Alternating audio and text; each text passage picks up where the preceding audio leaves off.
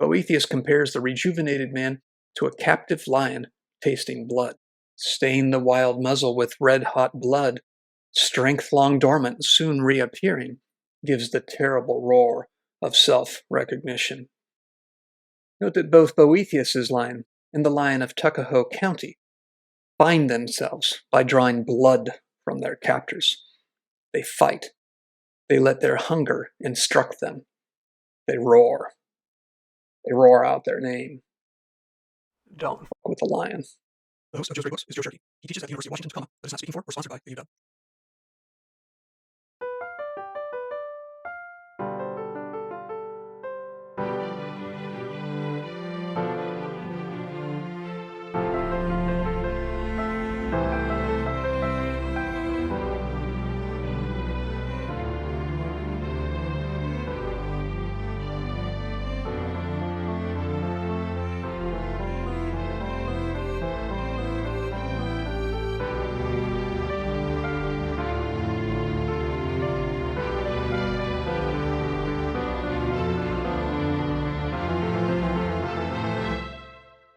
Okay, on to part 3 of the podcast on Frederick Douglass.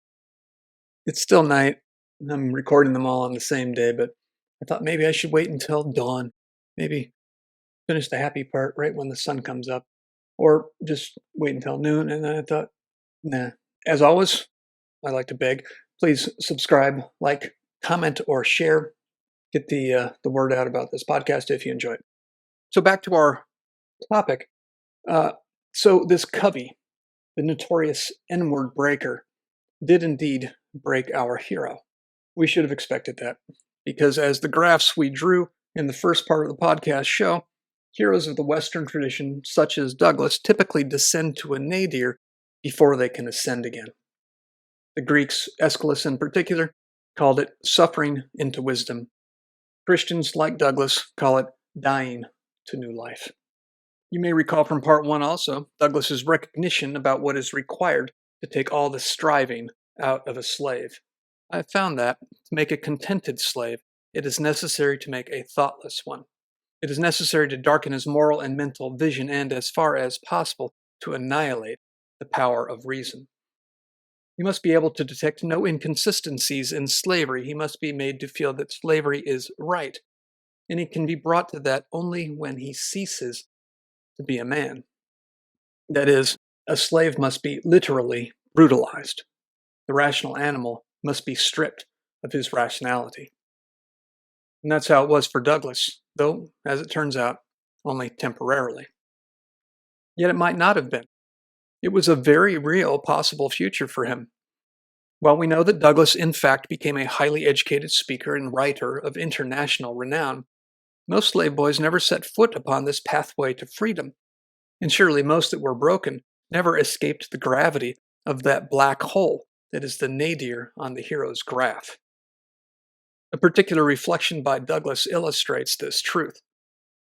The plantation he lived on in Maryland was a part of a feudal system of plantations, all answering to the central, bigger, and better plantation. He writes, "It was called by the slaves the Great House Farm. Few privileges were esteemed higher by the slaves of the out farms than that of being selected to do errands at the Great House Farm. It was associated in their minds with greatness.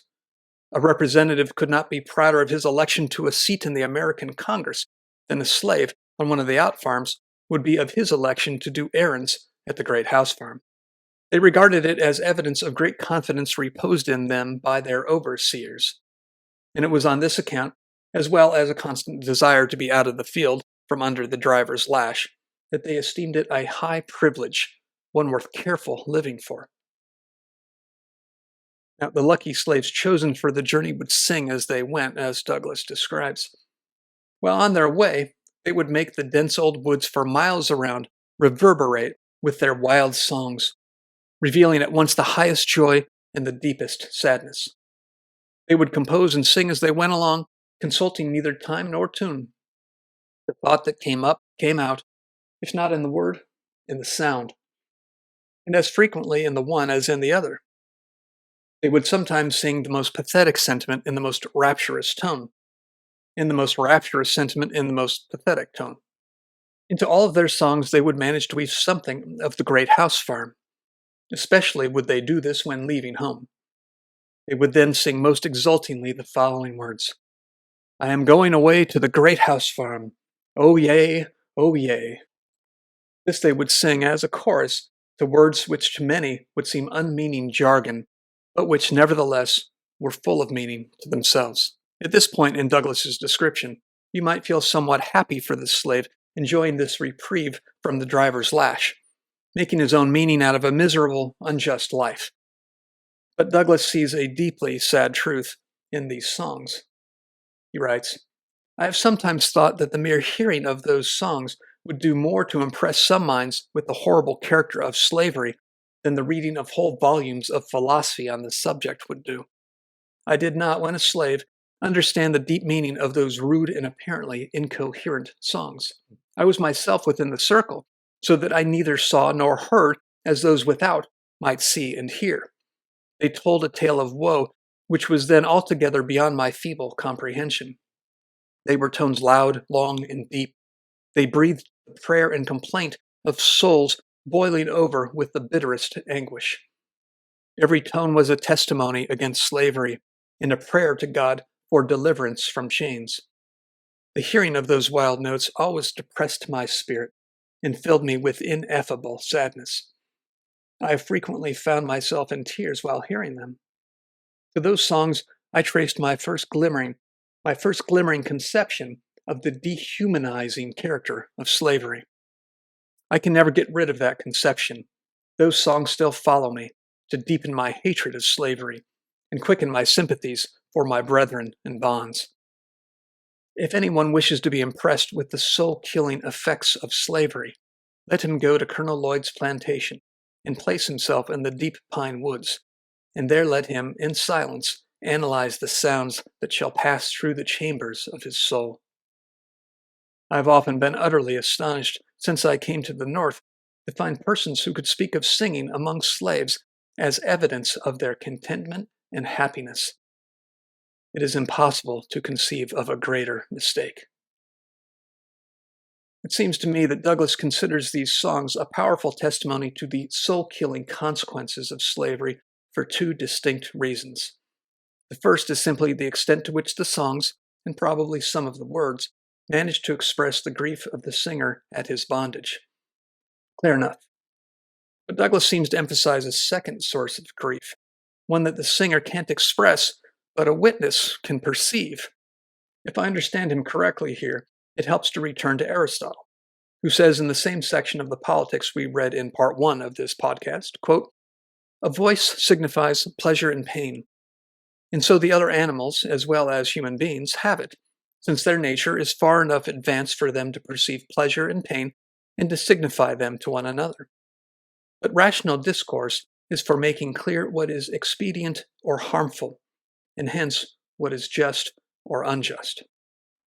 We might say this is the cause of the grief that Douglass felt, or any witness would have felt, on listening to the slave singing his way to the great house farm.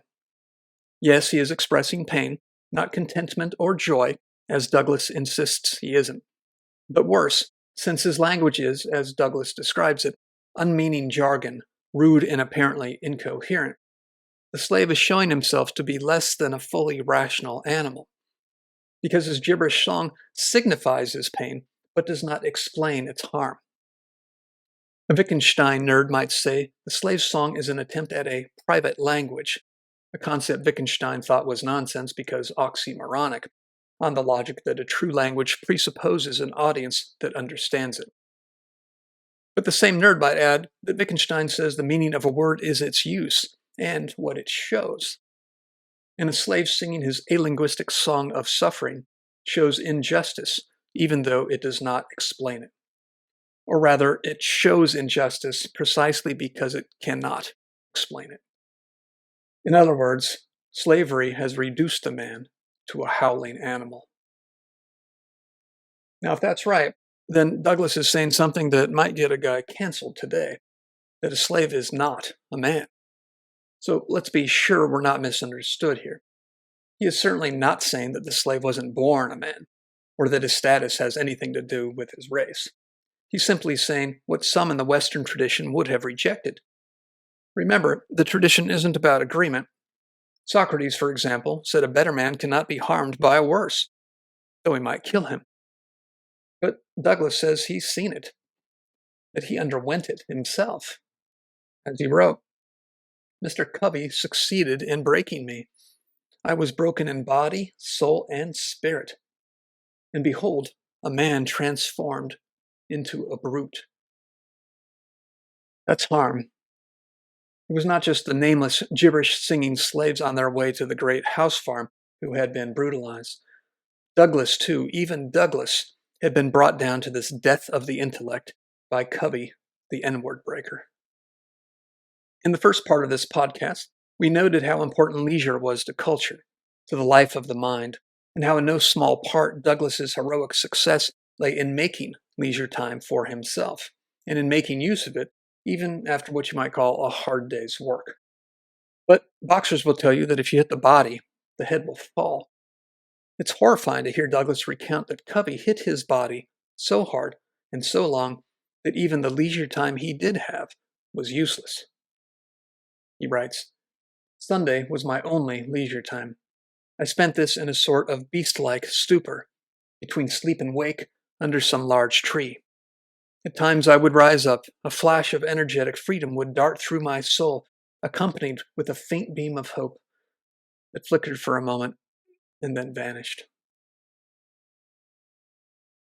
This is Douglass at his nadir, rational animal sinking into mere animality, an active mind reclining into sloth. If he had made Faust's bet with the devil, he would be an atom from losing it. But fear not, I promised you a divine comedy, and a divine comedy you shall have. Douglass tells us, I have already intimated that my condition was much worse during the first 6 months of my stay at Mr. Covey's than in the last 6. The circumstances leading to the change in Mr. Covey's course toward me form an epoch in my humble history. You have seen how a man was made a slave. You shall see how a slave was made a man. Here we go. On one of the hottest days of the year, Douglass collapses with exhaustion in the field, and Covey beats him until blood is oozing from his head. Douglass sneaks away, staggering 7 miles to seek protection from Master Thomas, but gets none. When he eventually returns, Covey attacks him, attempting to bind him with a rope. If he manages to do it, we can imagine that Douglass will be trussed up and beaten as badly as his Aunt Hester was on the day the boy Douglass entered the red gates of slavery hell. So here Douglass is, a rational animal with all the rationality drained from him, as if bled out. He's dried up like Christ on the cross, and he's about to sink into the oblivion and release of brutality. And just then, something stops him. As he recounts it, Mr. Covey seemed now to think he had me and could do what he pleased. But at this moment, from whence came the spirit I do not know. I resolved to fight, and suiting my action to the resolution, I seized Covey hard by the throat. And as I did so, I rose. He held on to me, and I to him. My resistance was so entirely unexpected that Covey seemed taken all aback. He trembled like a leaf. This gave me assurance, and I held him uneasy, causing the blood to run where I touched him with the ends of my fingers. From whence came the spirit, I don't know, he says. Now, Douglass may just have meant that, after all he'd been through, he was surprised to find the energy he needed to fight. But it's possible he meant something deeper, in that this resurgence of the spirit, which he told us had been broken, was mysterious to him. I will venture to suggest that if Douglass didn't know where this resurgent spirit came from, that another great author in the Western tradition did, Jonathan Swift. Only a little more than 100 years before Douglass made his escape, Swift wrote Gulliver's Travels. You all know the story of Lilliput, the island of Lego-sized people with Lego-land-sized vanity and violence, which was Swift's hilarious and acidic allegory for England. You may also know Brobdingnag, where everyone is Statue of Liberty-sized, and Gulliver is the Lilliputian. and even Wynnum Land, inhabited by rational Mr. Eds. The species relevant to this podcast is the other inhabitant of Wynnum Land, the Yahoos, a disgusting, revolting, smelly, hairy, hateful, and hating, poop-tossing species of bipeds, which for Swift was us human beings, boiled down to our primitive essences. Yes, I said us, as Gulliver narrates. By what I could discover, the Yahoos appeared to be the most unteachable of all animals, their capacity never reaching higher than to draw or carry burdens. Yet I am of opinion this defect arises chiefly from a perverse, restive disposition. For they are cunning, malicious, treacherous, and revengeful. They are strong and hardy, but of a cowardly spirit, and by consequence, insolent, abject, and cruel. Later, he discusses the single social problem that vexes the otherwise unvexed governing body of the hyper-rational animal, Wynnums. The question to be debated was whether the Yahoos should be exterminated from the face of the earth. One of the members for the affirmative offered several arguments of great strength and weight, alleging, quote, that as the Yahoos were the most filthy, noisome, and deformed animals which nature ever produced, so they were the most restive and indocible, mischievous and malicious. They would privately suck the teats of the Wynnums cows, kill and devour their cats, trample down their oats and grass, and, if they were not continually watched, commit 1,000 other extravagancies. Now, Swift's grand joke is that the Yahoos, don't forget, we Yahoos, are not the rational animals that Aristotle said we are, but rather animals merely capable of reason. Instead, Swift puts reason in horses. But if we are to understand the Yahoos as a form of humanity, that makes them chattel slaves. And while they are vicious in all the ways Swift says, the fact that they are also as unteachable and indocile as Caliban cannot but make us recognize in them at least some trace of the human spirit that we cheer on in Douglass. You heard the magic word twice in the passages I just read. Tucked within the string of insults is an unwitting or half-witting compliment from the satirist. The Yahoos are restive, unruly, or rebellious. The word we said back in part 2 was the form restlessness takes when a man feels enslaved. Indeed, the only way to get Yahoos to behave is to watch them continually, and they rebel against their lack of freedom. Now, don't get me wrong, I am not agreeing with that half of the freshmen, or 3/5 of the seniors, or 9/10 of recent PhDs, who decide that Yahoos are somehow righteous. Having been taught that in order to judge who's good and who's bad, all you have to do is figure out who's in power and who's out.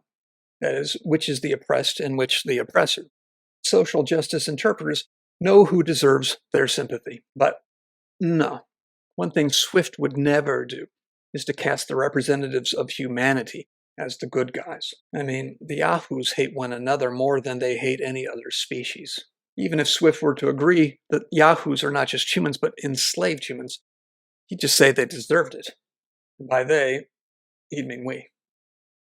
So although Swift's conception of human nature is deeply critical, one can't help noticing that restiveness is the quality that makes a man travel the world by sea, like Gulliver, or to satirize it tirelessly, like Swift, or to defy it when it tries to enslave you, like Douglass. And though restiveness is hardly an unqualified virtue, it is a good inoculation against certain vices, like excessive docility, which Gulliver often shows, and sloth, the sin that rankles Goethe's God in Faust. But our boy Jonathan Swift himself was restive. His epitaph, written by Swift himself in Latin and rendered as follows into English by William Butler Yeats, reads, "Swift has sailed into his rest. Savage indignation there cannot lacerate his breast. Imitate him if you dare, world-besotted traveler. He served human liberty." What Yeats translates as breast is the same organ in which Augustine houses our restlessness, namely core or heart. So Swift's indignation, which he describes as savage, sounds like a primitive Yahoo to me, is what made his heart restive enough to serve human liberty. Or as the Latin puts it more directly, so says the internet, to avenge it. So perhaps Swift projected a trait of his own cussed self into the brutes he hated, and unwittingly revealed a glory of man, one that drove the oppressed Irish he loved to keep fighting, and one that Douglas sensed when he got his half-literate hands on a book with Richard Sheridan's speeches in it.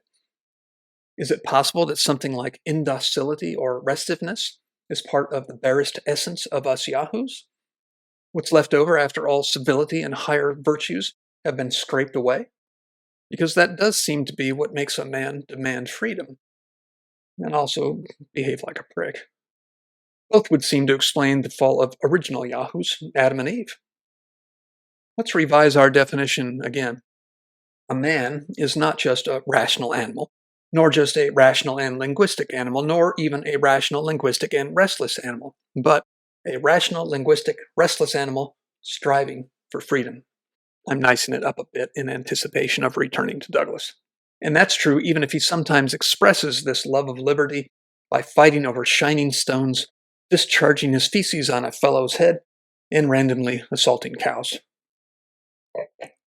But if we want a nobler comparison to describe what happens to Douglas in that moment when his spirit surges, we can use another animal metaphor, a royal one more fitting of Douglas, from a book written by Anicius Manlius Severinus Boethius just before he was executed in 524 AD. Not so well known today, after exactly 1500 years, Boethius's Consolation of Philosophy is a beautiful book that alternates between poetry and prose, in which for much of the Middle Ages was the second most read book after the Bible. Boethius writes about a prisoner, a version of himself, who was on death row, and Boethius was indeed executed under Theodoric, king of the Ostrogoths. After a life devoted to philosophy, this prisoner has forgotten most of what he has learned, and therefore most of who he himself is. This self-forgetful man, his memory darkened over, is like a drunk who doesn't know his way home. But once the personification of philosophy smacks him with a series of reminders, Boethius compares the rejuvenated man to a captive lion tasting blood. Although lions captured in Libya carry beautiful chains, eat the food given in the master's hand, fearing his anger, inured to the stroke of his hard lashings. Stain the wild muzzle with red-hot blood, strength long dormant, soon reappearing, gives the terrible roar of self-recognition. As their loosened bonds slip from their free necks, their trainer first torn by gory incisors, instructs by his blood their mad anger. Have you ever seen a picture of Douglas? He was the most photographed man of the 19th century, globally. He looks like a lion. His cool mane, cool, powerful face.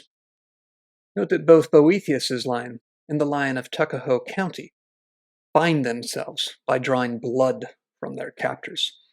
They fight. They let their hunger instruct them. They roar. They roar out their name. Don't fuck with a lion. Douglas's soul is thus redeemed by means of his body. That is a very Western idea, and a specifically Christian one. There's a reason C.S. Lewis's Christ, Aslan, is a lion. Yes, I know, Christ suffered violence. He didn't dish it out. But rumor has it he's coming back. So there Douglas was, causing blood to run where he touched Covey's throat with the ends of his fingers. As he recounts it, Covey, that dick, quote, asked me if I meant to persist in my resistance. I told him I did, come what might, that he had used me like a brute for 6 months, and that I was determined to be used so no longer. End quote. Douglas then steps back from the episode and assesses it almost in the terminology of the hero's graph. This battle with Mr. Covey was the turning point of my career as a slave. It rekindled the few expiring embers of freedom and revived within me a sense of my own manhood. It recalled the departed self-confidence and inspired me again with the determination to be free. Gratification afforded by the triumph was a full compensation for whatever else might follow, even death itself. He only can understand the deep satisfaction which I experienced, who has himself repelled by force the bloody arm of slavery. I felt as I never felt before. It was a glorious resurrection, from the tomb of slavery to the heaven of freedom. My long-crushed spirit rose, cowardice departed, bold defiance took its place, and I now resolved that, however long I might remain a slave in form, the day had passed forever when I could be a slave in fact. I did not hesitate to let it be known of me that the white man who expected to succeed in whipping must also succeed in killing me. From this time I was never again what might be called fairly whipped, though I remained a slave 4 years afterwards. I had several fights, but was never whipped. So I'm recording during the Easter season, the celebration of the resurrection of Christ when his tomb was found empty. And Douglass is using its language to describe his transformation. He has died to slavery and been reborn to freedom, died to brutality and been reborn to humanity. The essential truth of him is now that of a free man, however much he might appear, by simple looking, still to be a slave. Douglass was about 16 years old, 4 years from his escape. Douglass's story is not suddenly easy or undangerous thereafter. He is still a slave, practically speaking, and his first attempt at escape is betrayed, which might have cost him his life or much more miserable working conditions, somewhere in Georgia, say, instead of Baltimore, to which he returns. But his path does now trace a relentless ascent. I won't follow the facts of the plot. I encourage you to read the book for that, but even there the details about his escape are sparse, since at the time he didn't want to implicate anyone or expose the strategy he used. He did give details in a later autobiography, namely that he disguised himself as a sailor, borrowed a free man's identification papers, and took the literal above-ground railroad. Instead of that, though, I'll just highlight the resolutions of the very Western themes we've discussed as Douglass achieves his freedom. We might say of Douglass that, as for Faust, it was his restiveness that redeemed him. He was never satisfied with even the best life available to a slave, one with much less physical suffering and even a modicum of independence he had as a caulker, but he strove for a world beyond what was permitted him. And that, like Augustine, his restless heart found a kind of rest and freedom. But that, also like Augustine, the spiritual sort of rest did not lead him to diminished action, but to freer action, because, as we said, a restful spirit is an active spirit. Clearly, Douglass escaped brutality and remained forevermore a rational animal, a status no covetous covey could take away, even if, as Socrates says of his accusers, some man might have killed him. And Douglass is sure to display that rationality by noting his many logocentric, linguistic triumphs. For example, the pass or protections he forged for his first aborted attempt at escape, in cursive every bit as good as young Master Thomas's, documents which appeared to give him legal permission from his owner to travel alone out of state. This is to certify that I, the undersigned, have given the bearer, my servant, full liberty to go to Baltimore and spend the Easter holidays. Written with mine own hand, and etc., 1835. William Hamilton, near St. Michael's in Talbot County, Maryland. You have to imagine Douglass wrote, written with mine own hand, with some irony and some pride. He had to throw this early masterpiece into the fire like a sacrifice when the masters suspected his plot. Now, he didn't write his own marriage document, but it is one of many such legal records that correct the injustice of his undocumented birth. It tells us that here, on this date, this man did this important thing and it should be recorded. Douglass proudly presents what he calls an exact copy of the language in his narrative, one of many proofs that he has escaped the anonymity of animality. Similarly, once free, he took a new name, and taking a new name is a kind of rebirth. Interestingly, he asked a friend to choose a new surname for him, and the man chose one from Sir Walter Scott's poem, The Lady of the Lake. I didn't like it at first that it was suggested to him by someone else. Shouldn't the great Frederick Douglass, free man, choose his own damn name? But then I decided I did like it. Because first, who cares what I think? Frederick Douglass can do what he wants. And second, because it showed his humility, and that he did not think it an offense to take loving help from a white man. Nor did it occur to him that he ought not to adopt the name of a white character from a book by a white author. Sir Walter Scott is his. In any case, he got the name he proudly declares in the title of his narrative.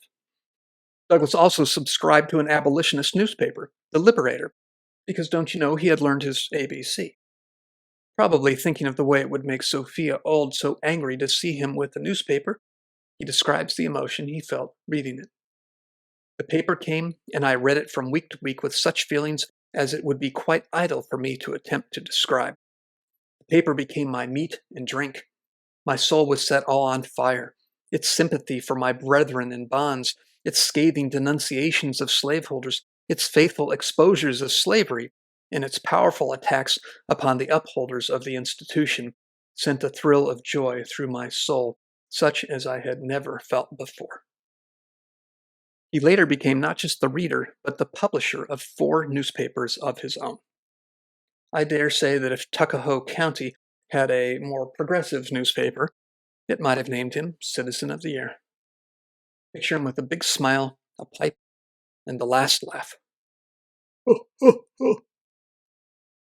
But surely the greatest triumph of freedom, rationality, and language in the narrative of the life of Frederick Douglass, an American slave written by himself, is the narrative of the life of Frederick Douglass, an American slave written by himself. Douglass was not an illiterate who had to dictate his life story, and did not need a ghostwriter, though I'm sure he could have found 100 willing. He did it his own damn free, literate, self-educated self. He insists on that truth in the subtitle, written by himself, in case you were wondering. In light of all this writing, we can add a final theme that, like the others, is introduced in the very first paragraph of Douglass's book, even in the title: artistry, and specifically storytelling as a means of fashioning one's own identity. We speak of self-authoring nowadays, but in Douglass's case, it was somewhere between figurative and literal, as it is for some of the West's greatest heroes like Odysseus and Aeneas, who take the microphone from their poets for a full 1/6 of their epics. So, in a delightful revelation that we might have recognized the instant we picked it up, Douglass's autobiography was never only a bildungsroman, a story about a young man coming to be a man. It was also always a Künstlerroman, a story about a man coming to be an artist. Because of course we are reading his book, the work of an artist, not just a historian. Like Joyce's A Portrait of the Artist as a Young Man, or Rilke's Malta Lordsbrygge, or Chaim Potok's My Name is Asher Lev, wonderful book, or the movie Stand By Me, based on a Stephen King novel. We saw early on that Douglass's quest for freedom was also his quest for literacy, and for identity, and for the ability to write it all down. Master Old was right. The slave boy learned his ABCs, and he took the whole damn language. Douglass thus follows Gilgamesh, first hero, first autobiographer, and first literary artist of the self, who has one great feat left to achieve after he quests for immortality and fails to acquire it. He records his story by inscribing it on a stone. We finish both stories knowing we are holding them in our hands. Of course, Douglass was known in his day for the power of his speaking, as much as, or more than, for his writing. He ends his narrative by recounting his debut. While attending an anti-slavery convention at Nantucket on the 11th of August, 1841, let me interrupt to note that he pegs the date precisely. I wonder if he didn't regard it as a kind of second birthday. And this time he wants the numbers to be recorded. He goes on, I felt strongly moved to speak, and was at the same time much urged to do so by Mr. William C. Coffin, a gentleman who had heard me speak in the colored people's meeting at New Bedford. It was a severe cross, and I took it up reluctantly. The truth was, I felt myself a slave, and the idea of speaking to white people weighed me down. I spoke but a few moments, when I felt a degree of freedom, and said what I desired with considerable ease. From that time until now, I have been engaged in pleading the cause of my brethren. With what success and with what devotion, I leave those acquainted with my labors to decide. He traces a divine comedy. Like a lion tasting blood for the first time in its memory, the rational animal roars, and his roar resounds. You have to love the modest rhetorical strut in the last line. Douglass has no doubt that he has succeeded rather completely. When he understates that truth, even as he knows we are holding its proof, I would say he is showing us how to roar without raising your voice. Roman, what does a lion say? Rawr!